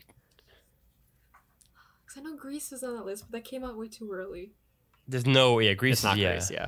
Is it in the 80s or 90s? I want to put It it is down more. the very late 80s. Okay. And it's not Pretty Woman or It is not Pretty Woman. Pretty Woman came out after it. okay. Everything I'm thinking of came out in the 2000s. Ugh. Or 90s. Ah. Everything I'm thinking of comes out in the early 90s. That's why I'm so I'm going to give you a hint, Chloe, Okay. and Logan as well, but Chloe has like the next vote. And I also don't think Chloe will be able to connect this as well as Logan probably can, because just like old movies aren't your thing. No. You were close when you said Princess Bride in a certain way. There's a connective tissue between Princess Bride and this movie. Oh my god. Ugh. Man, I'm getting a headache putting these brain cells into overdrive. Oh my god. I'm kind of surprised you haven't guessed this. I thought you guys would guess this. I didn't think it'd be like immediate, but I thought it wouldn't be this hard. Is Robin White in the movie? No. Damn it. Do you guys want a second hint? Did it come out after Princess Bride? I think Princess Bride was 87. yes, it did. Okay, so that's a really late. So it's 88 or 89. Okay. I'm going to give you guys one more hint. Yeah. You can both jump in as fast as you can if it gives you the Okay. Princess Leia. Oh God, Carrie Fisher. What is Carrie Fisher meant? Carrie Fisher. What? Late 80s, like 88, 89. Carrie Fisher working through this, she's in that. No, that would be way too late. What the fuck? Carrie Fisher. Oh my God! Is it When Harry Met Sally? You're goddamn right it is. When Harry Met Sally, directed by Rob Reiner, also the director of The Princess Bride. You know what I should have said when I said, is it a Tom Hanks movie? I should have said, is it a Meg Ryan movie? That would have That's been a what good I should question, have yeah. said instead. Yeah. When Damn, Harry Met Sally, fuck, credited yeah. as revitalizing the Absolutely. rom-com genre and establishing Yeah. the 90s and 2000s style rom-com. Even though it's much better than Yeah. one of the 90s and 2000s style rom-coms. All of them. Yeah. Not all all of of them. them. Yeah. I mean, yes, all of them, but that's just because it's an amazing movie. Yeah. Yeah. It's, oh God. It's yeah. so good. Wow. Logan, that gives it you is. 2-1. You get the point for this week. Good job. That puts you at 2.5. 2.5? Yeah. Hell yeah. To Chloe's 1.5. Hey. Took the lead finally. Only took me a month. I can't wait to have to try and edit down all the pauses in that. Carrie Fisher. Yeah. Carrie man. Fisher, yeah, one of her few right. other roles. Fantastic. Yeah. too. I guess she is. Chloe, have you not seen Yes, she When is. Harry Met Sally? You really should. It's really good. Ooh. That'd be a good one to do. That was what I was originally going to do, and then I decided to go a bit more old school. Yeah. Yeah, you did. I did, yeah. But yeah, Rob Reiner, this is like peak Rob Reiner. This is Rob Reiner doing Princess Bride, Yep. doing this is Spinal Tap, doing When Harry Met Sally. This is him in a American truly President soon afterwards, yeah, too. this is one of the most impressive great runs I've rom-com. ever seen a director have, honestly. Yeah. Like he went downhill after a while, but like, ooh, when he was at his peak, it was astounding. Do you know who Rob Reiner is, Chloe? Aside from the movies we just mentioned? No. God, Rob Reiner. Did you ever watch Wizards I of feel- Waverly Place? Oh, yeah. I'm gonna send you a photo of him on Wizards of Waverly Place. Okay, and then I will know. Yep. Also did Stand By Me, Ben, too. I've never seen Stand By Me. Ooh, it's good. You would like. I feel like you would like Stand By Me a lot. You and Ava both. I feel like would be. Also, A Few Good Men we forgot to do. I made a short film called Stand By Me. Yeah. It's about a lemonade stand. Yeah, really. This is Spinal Tap all the way to American President. Is a 11-year run where it's like he only made classic movies. This is Spinal Tap, Stand By Me, Princess Bride, Harry Met Sally, was a producer of Misery, and directed it. A Few Good Men, and then American President. Yeah, it's a hell of a run. God. Huh. Yeah. It's so weird because, like, Chloe's seeing the photo of him right now. Do you remember him? Vaguely. So I remember watching Wizards of Waverly Place, and there's like, I don't remember if he was in it or if he was directing it, but I know that there was at the very least behind the scenes footage of it after the episode where he's like, "Hey guys, I'm Rob Reiner," like, and then he's talking to the kids and everything, and I'm like, who is this man? Why is he here? Why are we supposed to know him? And I eventually learned that he's like actually a very successful director. He's done a lot of very impressive and important movies. But also was in not Married with Children, Archie Bunker. Oh yeah, I forgot about that. That TV show. All in the Family. Yes. He's had an illustrious career. But yes, it's so weird to me that they were like giving a bunch of 10-year-olds and 12-year-olds this behind the scenes footage with a director from the 80s. And they're like, "Hey guys, it's Rob Reiner." And we're like, we were born in 94 at the earliest, probably. Why are we here? Anyway, that was trivia. We are moving on. Guys, this has been our talk. Like, do you have any closing thoughts on the movie? It's so good. Please watch it. It's so good. I agree. Logan? watch Crazy Rich Asians. Couldn't say it better myself. If people like this movie, do you have any recommendations for other movies that they may enjoy watching? Logan, any thoughts? Watch Tomorrow Never Dies, the James Bond movie, because it also features a member of this cast. I'll leave it a surprise which one, but she's very good in it. She's actually the best part of the entire movie. That's what I'll say. Chloe, how about you? Give you a little tease. Watch Fresh Off the Boat if you like, especially if you like Constance Wu. It's a really good recommendation. Fresh Off the Boat's fantastic. Yes. Not a movie. It is a TV That's right. show, but still good. That's right. We know other media here. We have Our first TV show layers. recommendation, Yeah. I think. Mine is obvious. Watch The Farewell. Like, watch The Farewell. Yeah, that's a good one. That's where we should have all said that, I guess. Yeah, I mean, it that's shares a similar idea of, like, American culture clashing with Chinese culture. It shares Aquafina. It shares comedy. It's, like, very different styles of comedy and a different style of movie, but it is fantastic, and everyone should watch it. Nice. Guys, next week's movie, continuing the rom-com, I get to present mine. Logan mentioned that it's very old school. It is Some Like It Hot, the Marilyn Monroe movie, written and directed by Billy Wilder, who I stand by as probably the best screenwriter of all time. And I'm very excited to talk about it. It's streaming on Amazon Prime in America. It might also be on Hulu. I know there's a lot of crossover there. I can't guarantee it, though.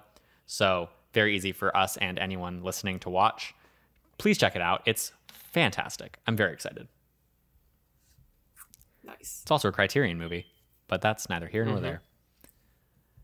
Guys, if people want to find us, where can they? Logan, where can people find you?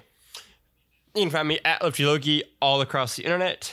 You can go check out my piece on how I would have ranked that Ultimate Video Game List Show rankings of games. Shout out to 007 Nightfire. And then you can also keep track of all of our happenings on the That Nerdy Site show. Go check out that Wannabe Film Class Mystery Men episode again. I'll just shout that out to the day I die. And then you can also stay tuned and be excited for all of the happenings that are going to be happening at PAX East 2020, where half of us are going to be out there doing the things, shaking the hands, kissing the babies. It's going to be a good time. I love the idea of someone listening to this podcast that doesn't have like a full understanding of that nerdy site. And you're like, a half of us will be there. And they're just like, who's being cut? Somebody's getting cut in half and shipped to Boston. Which one of us is it? Is it me? Is it Ben? Is it Chloe? You don't know. What? Wait 3 weeks. If we Darth Maul it and it's Chloe, she can be like half robot. Chloe, what are your thoughts on Darth Maul? I don't know, actually. Okay, I'm not a huge Are you fan pro of or him, anti?